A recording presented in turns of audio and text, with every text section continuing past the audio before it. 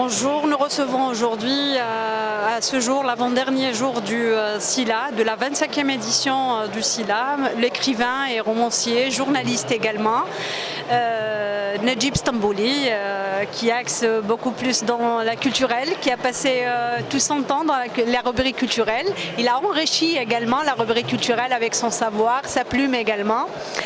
Bienvenue Monsieur Stambouli. Merci de m'avoir invité. Merci à vous de répondre à notre invitation.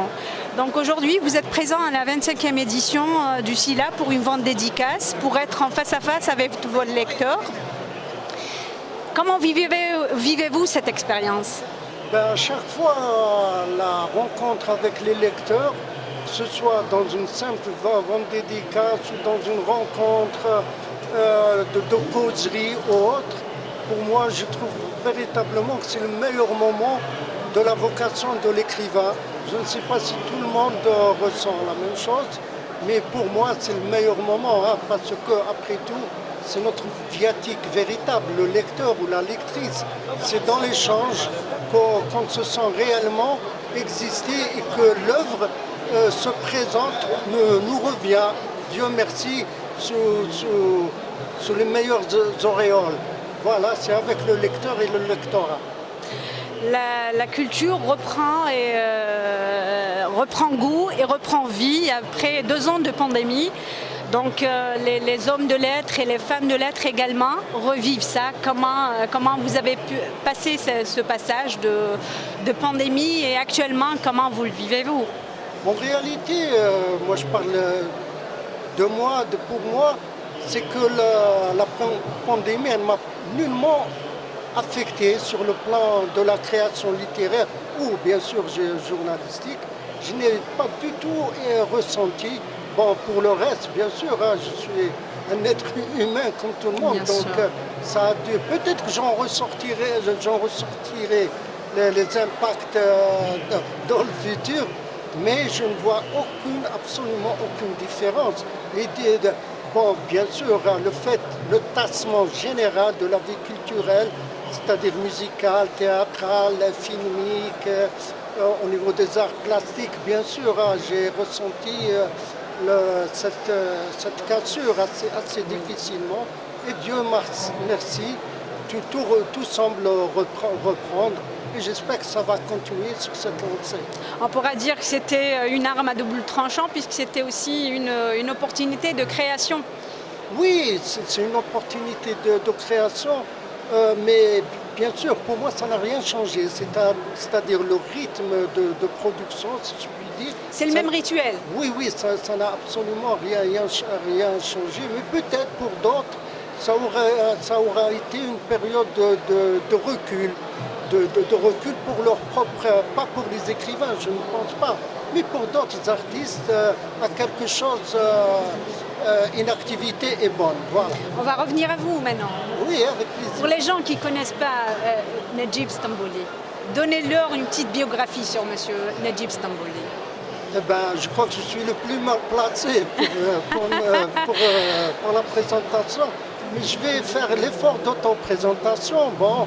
J'ai embrassé, après des études de sciences économiques, j'ai viré directement vers la presse, qui, comme j'ai toujours porté en moi l'envie, le désir d'écrire, et le hasard bien heureux a fait justement que mon premier article, d'ailleurs j'en parlais il y a à peine 10 minutes avec la directrice de Casbah Édition. Mon premier article, je l'ai remis à Mouloud Achol Ahmou, et mon premier article est passé dans la rubrique culturelle d'El Moudjahid. Et après, je suis passé à la rubrique culturelle d'Algérie Actualité, et par la suite, j'ai fait toute ma vie journalistique en papillonnant d'un journal à l'autre, à l'Authentique, à Rupture, à Rupture, où on a perdu notre ami Taha Djaout Lahmou, à l'Authentique et à l'Hebdo Libéré, un peu partout. Et maintenant, je suis toujours en activité journalistique et sur le plan littéraire, sur le plan livresque du moins, parce que littéraire me semble un peu présomptueux. Mon premier livre est sorti en 2004. C'était une compilation donc ce n'était pas littéraire proprement dit, c'était Impact, c'était des chroniques qui étaient sorties au jour d'Algérie. Et il y a quelques années, en 2015, est sorti Ma piste aux étoiles, qui est un recueil. Ce sont des hommages à mes amis disparus ou vivants, artistes et intellectuels.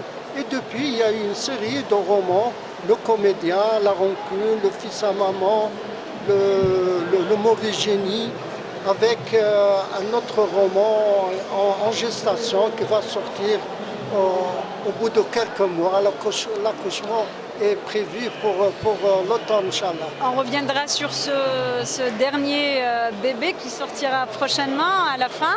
Donc vous allez nous parler un petit peu de ce passage de l'écriture journalistique à l'écriture romanesque. Comment c'était l'expérience? Comment c'était Comme je l'ai dit au début, j'ai toujours porté en moi l'envie d'écriture, l'envie d'espérer de devenir écrivain. Et c'est sorti avec la première sortie du premier livre et le passage. Il n'y a pas eu premièrement, il n'y a pas eu de rupture professionnelle, puisque je suis toujours actif, il n'y a pas eu de changement. Et sur le plan de l'écriture en elle-même, il est évident que ce sont deux dynamiques différentes. C'est-à-dire, comme journaliste, je suis tenu d'informer, même si on peut faire des exercices de style, notamment dans les chroniques, mais la fonction première, le carburant, c'est d'informer. En qualité de romancier, on est dans la fiction et puis bien sûr on n'est pas tenu, c'est normal, à cette fonction sociale qui est celle d'informer. Et bien sûr on attache beaucoup plus d'importance au style, à l'exercice de style, même si on ne néglige pas cela en tant que journaliste. Mais ce n'est pas le carburant premier quand on est journaliste. Voilà, donc il n'y a pas eu de heurts, il n'y a pas eu de cassure, il n'y a pas eu de rupture du tout. C'est normalement dans le juste courant des choses. Hein. Et bien sûr, en tant qu'écrivain, il y a le petit côté narcissique valorisant d'être écrivain, même si je suis tout aussi en oubli de mon métier de journaliste. Donc, pour l'écrit, là, vous avez présenté votre dernier roman. Le Mauvais Génie. Parlez-nous un petit peu de ce roman. Le Mauvais Génie, c'est sur Le Mauvais Génie, d'ailleurs, le titre ne concerne pas le personnage principal. Il concerne le second personnage qui est le manipulateur. Le Mauvais Génie, c'est celui qui manipule. Et quand il y a un manipulateur, forcément il y a un manipulé et il y a une suite de coups d'État, de stratagèmes pour essayer d'attirer ce personnage trop pur aux yeux du manipulateur qui est son ami. Et il essaie de l'attirer dans les raies de la corruption, petit à petit, à coups de pièges, à coups de techniques de tentation. Le manipulateur, il insiste parce qu'il a intérêt au sens matériel à cette manipulation. Il essaie de l'attirer. L'autre, il résiste, mais je peux le dire maintenant, il finira par ne plus résister.